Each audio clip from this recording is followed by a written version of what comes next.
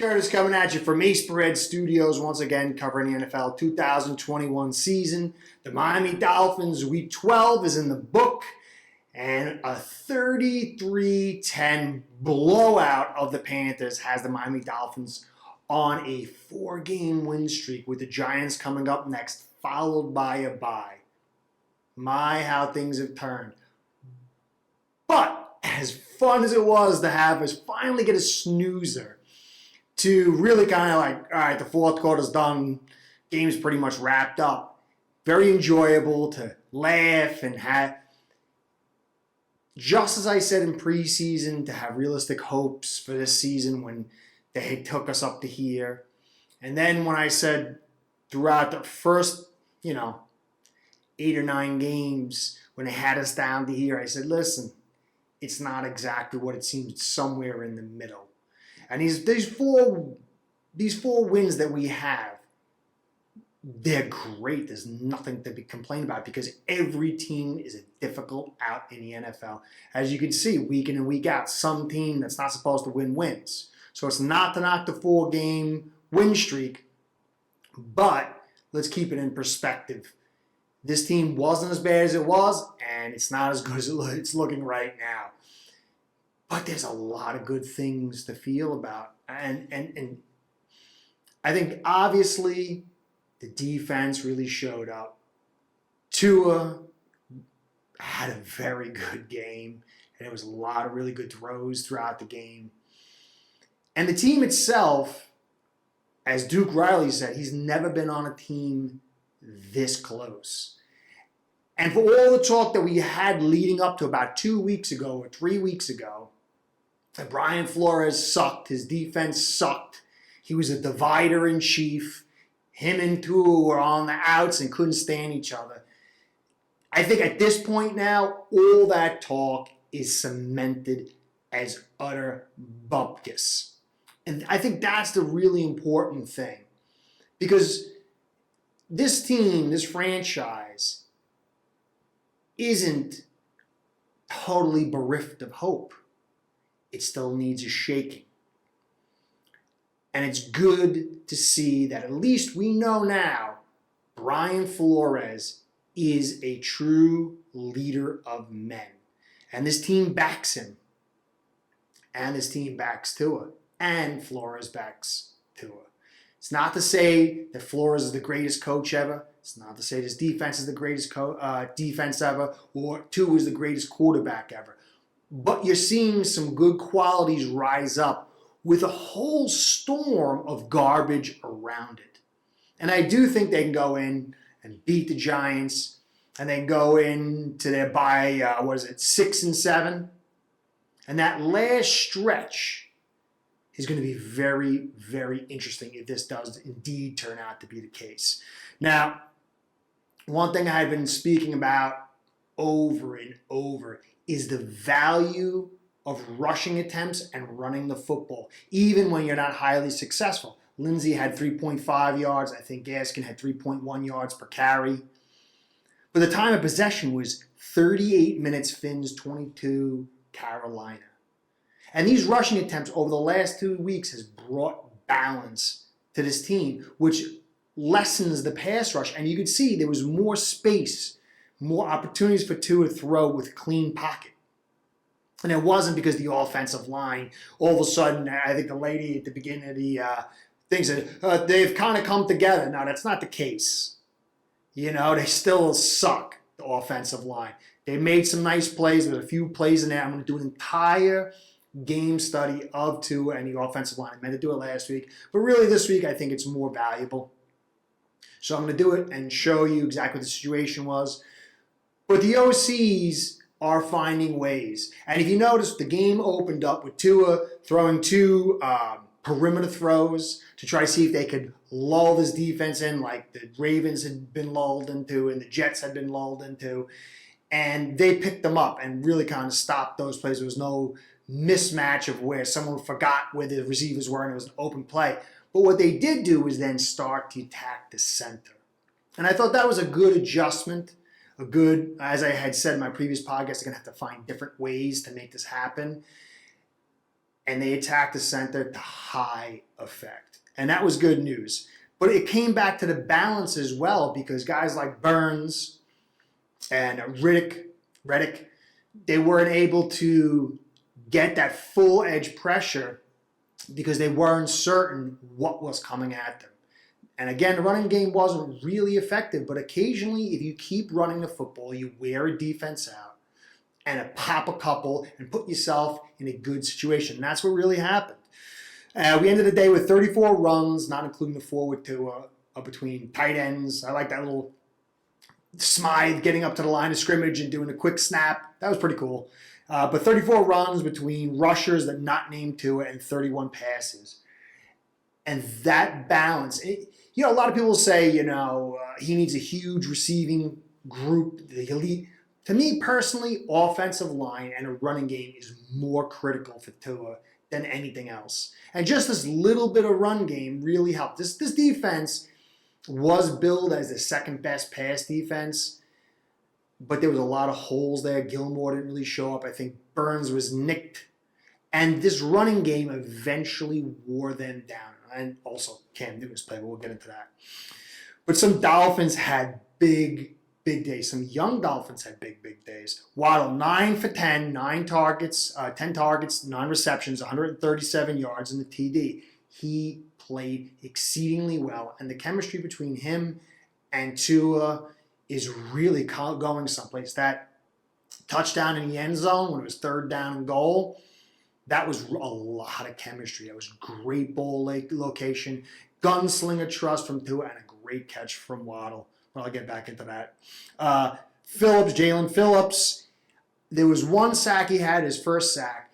He came off the ball with high speed and beat the right guard and got the sack. And that's what I've been really looking for. A lot of the stuff he had been picking up was a lot of stunts and looping things. To see him get off that ball and blow past the offensive lineman, that's showing his high-end talent. And he's not just getting it through scheme, although he's getting it there as well.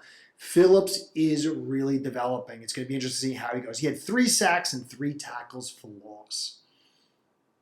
Wilkins had that beautiful slip move where Riley blitzed in, and they got Cam. That sack was huge. That set up the punt block. Wilkins is really coming on.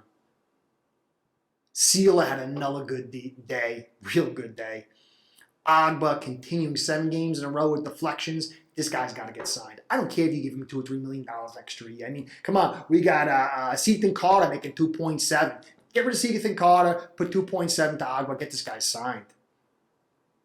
Secondary, bunch of picks.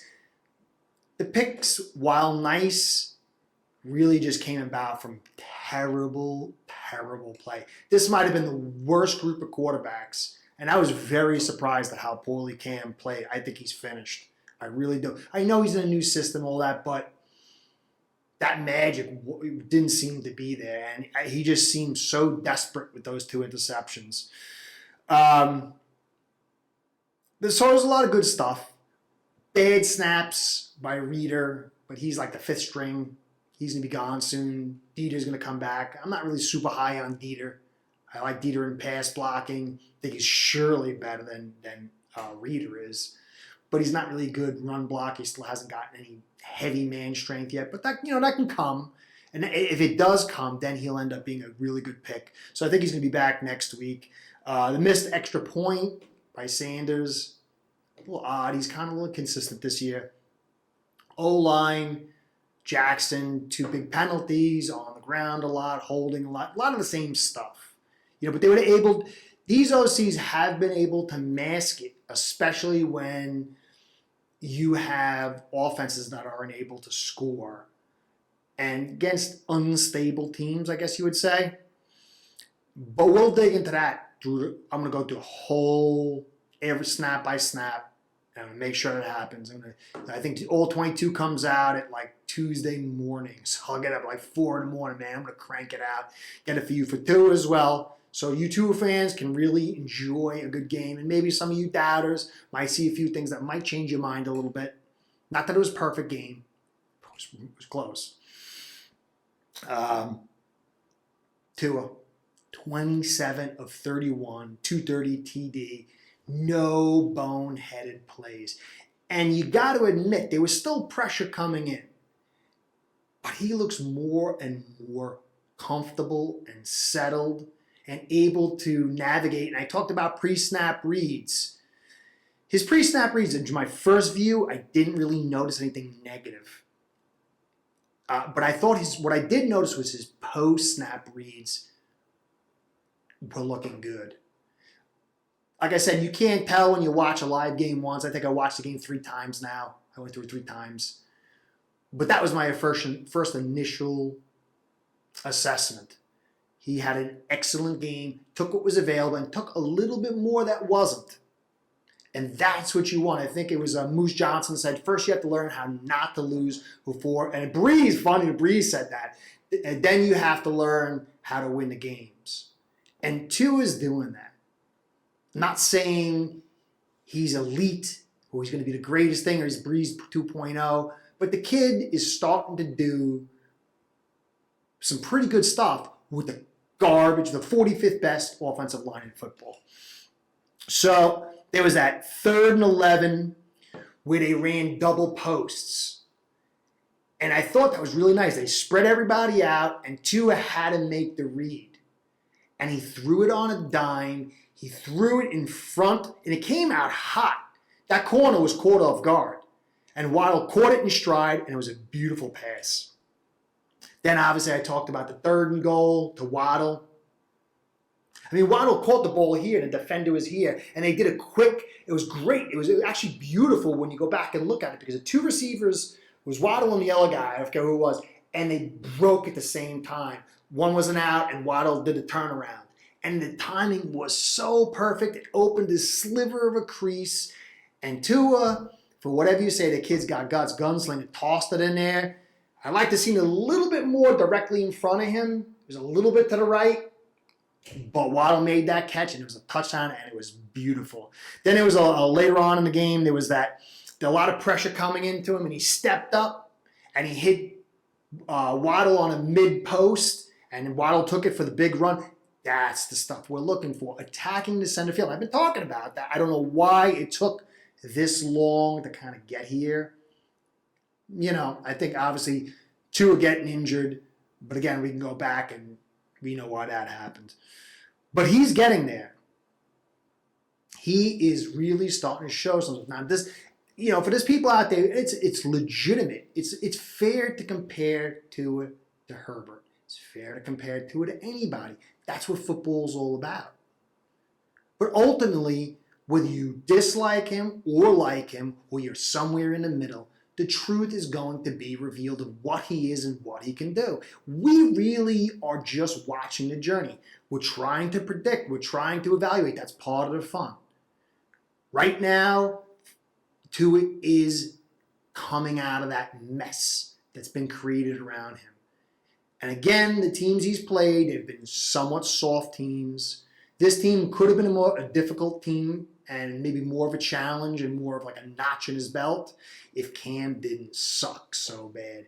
And I hate to say it because I've never been a huge Cam fan, but his talent all around and his heart and his tenure, you know, I respect him, and it's sad to see him go. And I think it's real. I understand he's new to the system, but there's just, I mean, 5 of 21, 92 yards and 2 ints. And then they brought Walker in. He was 5 of 10 for 87 yards and 1 int. And the defense played a part.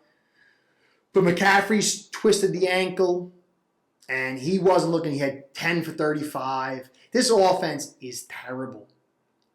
The offensive line was okay. Receivers dropped some balls, a lot of key penalties. Really felt like where the Dolphins were like maybe 5 weeks ago. So this really helped the Dolphins' cause, but the Dolphins did what they had to do. They played smart football, made some big plays, some smart plays on offense and defense, and they mashed the Panthers. But this is a team that's mashable. And I think the Giants are another team. I'm a little bit concerned. I mean, they're an erratic team, But inside, they've got some two good, really defensive tackles that could be difficult. Because if you notice today, the pressure was coming from outside, and Tua was able to kind of step up into a semi-clean pocket that the interior of the pocket wasn't collapsed and crushed. And that's the most critical pressure and the most dangerous pressure for Tua. Because when that's there, he can step up and he can kind of read and he can kind of break out. So Dexter Lawrence and the other guy from the Jets, I can't remember his name, they're two very good interior defensive linemen. I think that's the only thing that I really am concerned about. I'm not really concerned about Jones or Barkley or anything. So we could go into a 5-game win streak into the bye week, and then we have a bunch of games. The Jets, not really, but then the Saints, the Titans, and then the Patriots. These are going to be the games. And I guess if we're 5-7, 6-7, 7-7, 8-7, 9-7, we can go 10-7 if we go all the way through and win out, and that would be great. For me, I set 9 games. As I said, 10 games, I said was what I would feel like is a win, a step up for the season. I said that. You can check my podcast. I said that. And I said maybe 9 games if there's a lot of extenuating circumstances, and there have been. So 9 and 10 games is really the lowest level. But my only concern is that if they do get to this point, Ross is bringing Greer back, and to me that spells further disaster.